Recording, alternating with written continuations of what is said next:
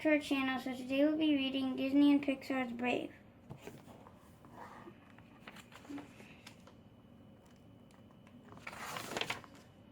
Long ago in the misty Scottish Highlands, a spirited girl named Merida entered the throne room. She was the princess of DunBroch and lived in the castle with her triplet brothers and her parents, King Fergus and Queen Eleanor.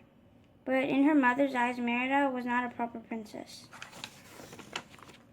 Queen Eleanor wanted her daughter to learn things a princess should know, but Merida was easily distracted. The princess was far happier in the forest on her horse Angus, shooting arrows that always hit their target. One night a letter arrived at the queen's invitation. 3 clans were bringing suitors to compete for the right to marry the princess. Merida was horrified. "I won't go through with it," she shouted.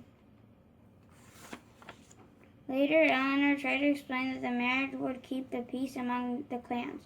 She told Merida a story of a kingdom divided among 4 brothers when one selfish prince split from the others. The kingdom fell into ruin.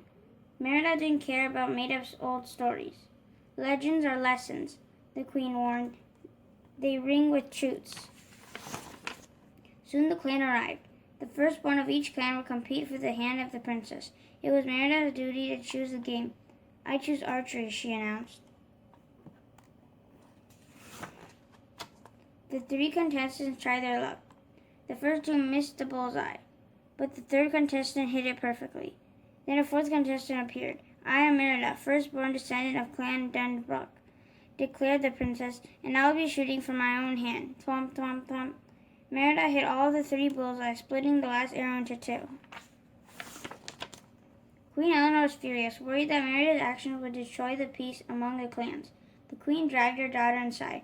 "Merida, you're a princess, and I expect you to act like one," shouted Queen Eleanor. But Merida was angry too. "She didn't want to get married. You're a beast," Merida shouted back. "I'll never be like you." Then the princess slashed the family tapestry, splitting the images of herself and her mother. Sobbing, Merida ran out of the castle and galloped away on Angus.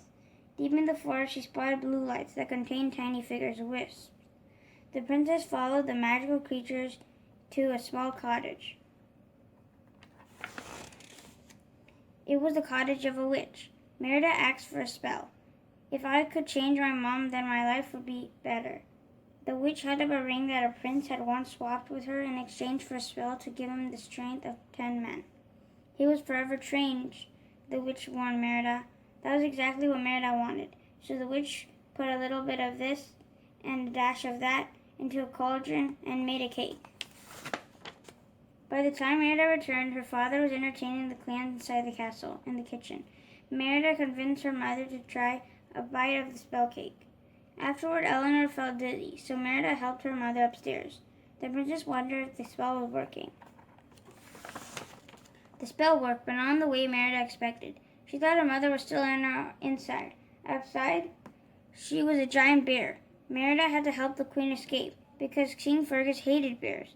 Having lost his leg to the demon bear Mor'du, with her brother's help, Merida sneaked the queen out through the kitchen. "Help yourself to anything you want as a reward," she called to the triplets. The queen and the princess returned to the cottage, but the witch had left. Instead, Merida found a message. "Fate be changed. Look inside. Mend the bond torn by pride." The princess didn't know what it meant, but the message also said that she only needed until the second sunrise to change her mother back, or the spell would be permanent.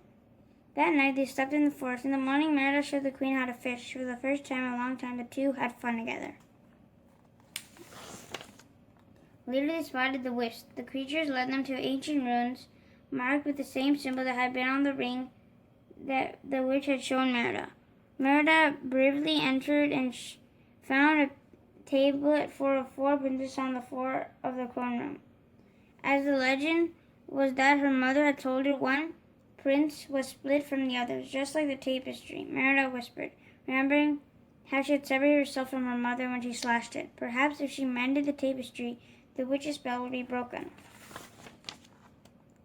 Suddenly a demon bear, Mor'du, emerged from the darkness. The place was his home. Merida realized that he was the ancient prince who had wished for strength, and the witch's spell had turned him into a bear too. Mor'du chased them.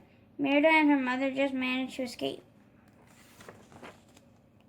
In order to mend the tapestry, Merida and Eleanor Bear had to sneak back into the castle. But when the clansmen saw Merida, they demanded an answer. Whom would she marry? Merida looked to her mother, who had managed to hide. Suddenly, Eleanor Bear motioned the words Merida should speak. They should all be free to follow their hearts, explained the brave princess, and find love in their own time, she added. The clans agreed. Now that the clans were happy, Merida and her mother slipped away from the torn tapestry, but King Fergus found them first. He wouldn't listen to his daughter's story, and Eleanor Bear had to flee. King Fergus locked Merida in a room to protect her from the bear while he went after it. He gave the key to a servant named Mahi.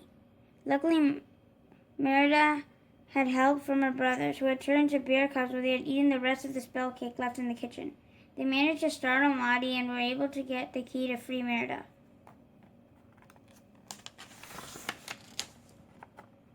Her father and the clansmen chased Eleanor Bear into the forest.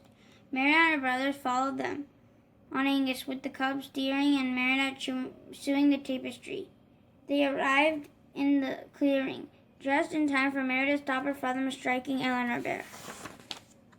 Just then, the demon bear Mor'du burst through the trees and lunged at Merida, but Eleanor Bear protected her daughter, and a huge stone fell on Mor'du, and the bear turned into a wisp.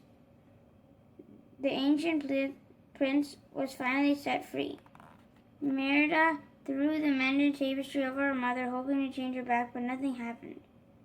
Merida realized that her mother might be a mare forever. I want you back, Mommy, cried the princess. I love you. As the sun started to rise, Merida looked up and saw her mother.